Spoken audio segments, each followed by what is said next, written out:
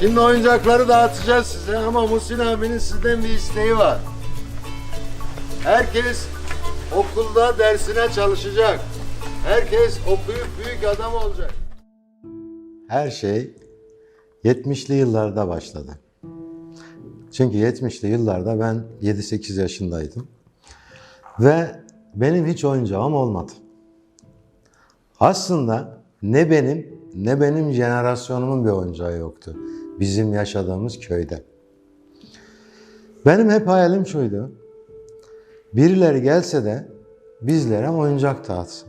Çünkü biz karpuz kabuğuna ip bağlıyorduk, onunla oynuyorduk. Daha sonra bizim köye şeker pancarı geldi. Şeker pancarı ekmeye başladılar. Bizler de şeker pancarının yetişmesini dört gözle bekliyorduk. Niye? Çünkü tarladan en büyük, en kocaman şeker pancarını alıp bıçakla oyup onlardan oyuncak yapmak. Böyle giderken ve benim beklediğim oyuncakçı maalesef gelmedi. Ve ben o gün bir hayal kurdum.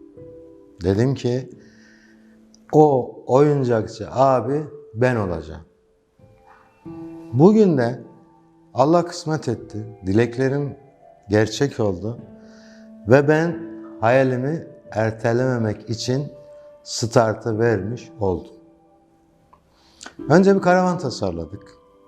Daha sonra Muhsin abiyi tasarladık. Muhsin abiyi bir çocuk gözüyle tasarladık. Hani Noel Baba var ya, biz şunu istedik. Muhsin abi de Türkiye'deki çocukların Noel Babası olsun. Tasarladık bunları, karavanımızı yaptık, oyuncağımızı doldurduk ve köylere çıktık. Köylere çıktık. Takdir edersiniz ki öncelikle gelir düzeyi düşük olan köyleri tercih ettik. Yaklaşık Bursa merkeze 100 kilometre, 120 kilometre olan köylerimiz var bizim. O coğrafyayı ben dahi bilmiyordum daha gitmeden önce. Oraya gittiğimizde inanın kendi çocukluğumu gördüm orada. Çocukların orada oyuncaksızlığını gördüm. Çocukların oyuncağı verirken gözlerinin ve kalplerini gördüm. Onların gülücüklerini gördüm. Özellikle kız çocuklarını. Hatta şöyle söyleyeyim, ben bağrımı açıp o çocukları bağrıma, kalbime sokmak istedim. Olağanüstü bir haz duydum, olağanüstü mutlu oldum. Çünkü benim bir sloganım var, çocuklar gülerse dünya güler. Biz ülkemizi çocuklara devredeceğiz Hakan Bey. Dolayısıyla çocuklara yatırım yapmak zorundayız. Ve hayallerimizi ötelememek zorundayız. Evet, herkesin bir hayali var. Benim de var. Başka hayallerim de var tabii ki. Ama bu projeyle ben bunu da öğrenmiş oldum. Hayallerimizi ertelememenin ne kadar güzel bir şey olduğunu gördüm. Hayallerimizi ertelemediğimiz zaman hem o hayalimizi yerine getirmiş oluyoruz, hem manevi olarak olağanüstü haz alıyoruz. Bunu herkese tavsiye ediyorum. Başlarken ben bu projenin bu kadar keyifli olduğunu gerçekten tahmin etmiyordum. Ya olağanüstü tepkiler aldık ve ben şahsım olarak olağanüstü şeyler yaşadım. Yani şöyle söyleyeyim, yani bu ekranlarda söylemek ne kadar doğru olur ama diğer belki de niyeti olan, fikri olan arkadaşlar için söylüyorum. Ben ilk gittiğim zaman çoğu zaman ağlayarak başladım. O çocuklarla kucaklaştığım zaman, onlara oyuncaklarını verdiğim zaman. Dediğim gibi tabii ki yani bu anlamda yorulduk, çaba sarf ettik, maddi olarak harcamalarımız oldu. Ama şunu söylüyorum, gerçekten yani benim yaşadığım olaylar, benim yaşadığım çocuklarla olan ilişkilerim, onlarla olan projelerim, onlarla olan buluşmalarım, bunların parayla hiçbir şekilde karşılığının olmadığını gördüm ben. Yaşadıklarımı ben parayla hiçbir zaman alamam, alamayacağımı düşünüyorum. Tepkiler çok güzeldi tabii ki. Yani ben buradan sizin aracınızla özellikle Bursa Valimiz Yakup Can Bolat Beyefendi'ye çok teşekkür ediyorum. Çünkü bu projeyle alakalı bize olağanüstü destek verdi, bize izin verdi, bize inandı, projemize inandı. Bu anlamda kendisine tekrar teşekkür etmek istiyorum. Olağanüstü şeyler yaşadık dediğim gibi. Şu ana kadar yaklaşık 300 köy ve mahalle dolaştık. Baştan da dediğim gibi önce kırsalı seçtik. Bursa'nın 4 tane kırsal kasabası var. Kırsal kasabaların 3'ünün tamamını mahalle ve köy olarak bitirdik. Daha sonra merkezdeki bazı mahallelere sürpriz gidişler yaptık biz. Hiç haber vermeden. Çünkü takdir edersiniz ki merkez mahallelerde çocuk sayısı çok fazla. Mesela X mahallede 1000'e yakın çocuk var. Önceden haber verdiğimiz zaman pandemi dolayısıyla çok büyük yığılmalar oluyor. Bunu bir defa yaşadık. Ondan sonra biz sürpriz girişler yapmaya karar verdik. Sürpriz girişler yaptık. Zaten bizim karavanımız artık bir şekilde de biraz meşhur oldu. Karavanı gören Muhsin abinin geldiğini anlıyor ve hemen çocuklar oraya toplanıyorlar. Sürpriz girişlerde de yine 150-200 tane çocuklara ulaşabiliyoruz. Onları sevindiriyoruz.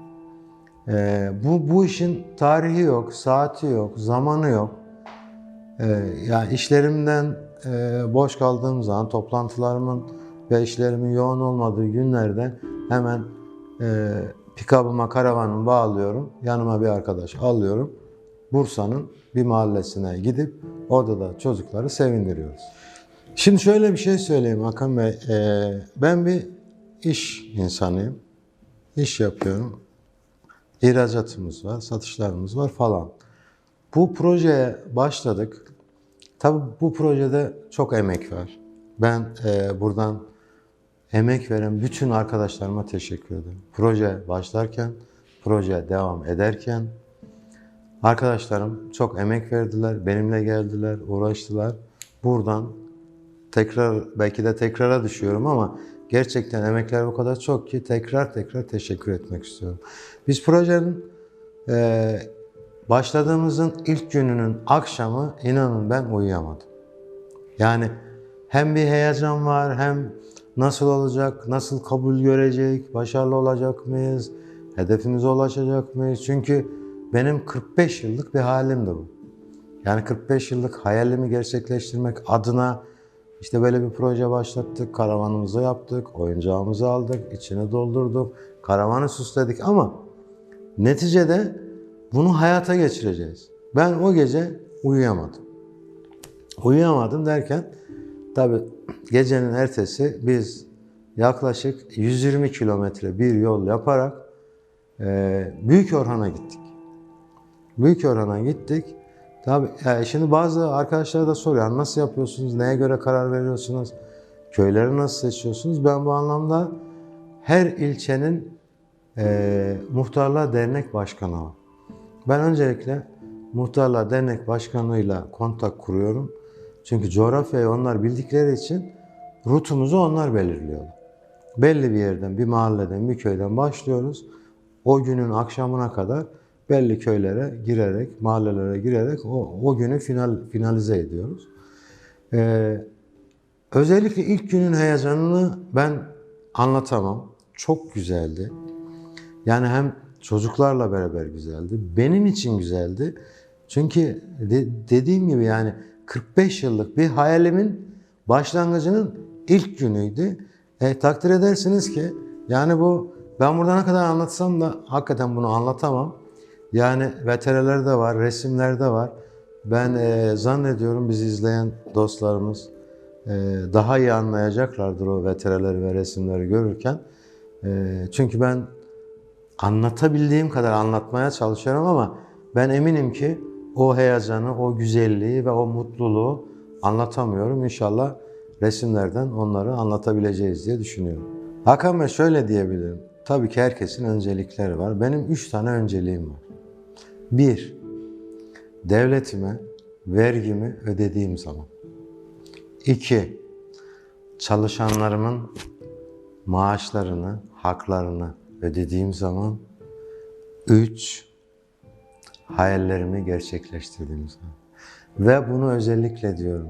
Lütfen hayallerinizi ötelemeyin.